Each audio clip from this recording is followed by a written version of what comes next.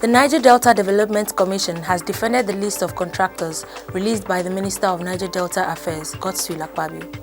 Hi, welcome to What's Happening. These are the top 10 stories now.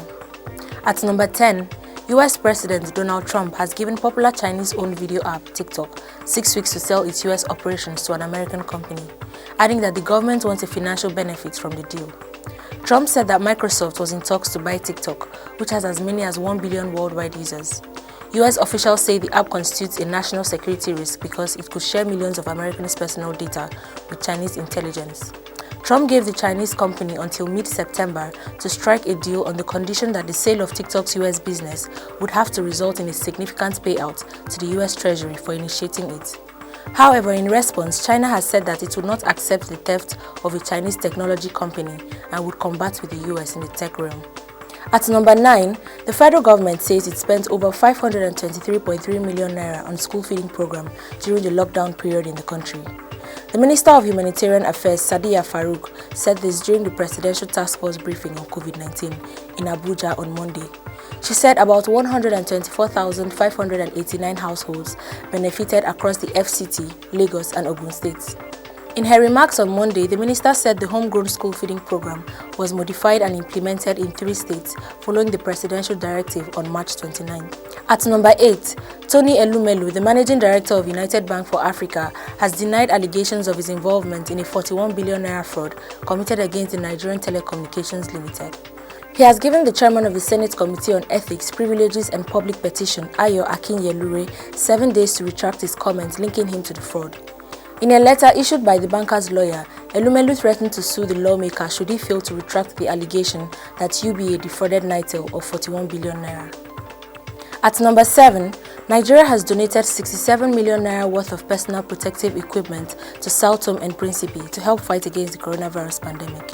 This was disclosed on Monday by the chairman of the Presidential Task Force on COVID-19, Boss Mustafa. The donation followed a request by the government of Sao Tome seeking help to effectively manage the pandemic. The medical equipment donated include units of test kits, extraction kits, infrared thermometers, and other items of personal protective equipment to treat and test thousands in Sao Tome and Principe.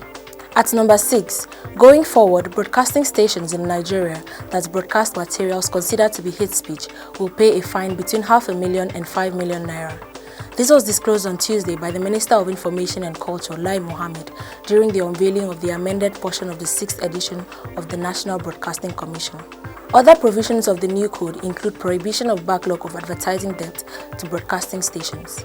At number 5, the Director, Corporate Affairs, Niger Delta Development Commission, Charles Odili, has disclosed that students under the Commission's scholarship scheme facing hardship abroad over non-remittance of their fees and stipends will be paid by the end of the week.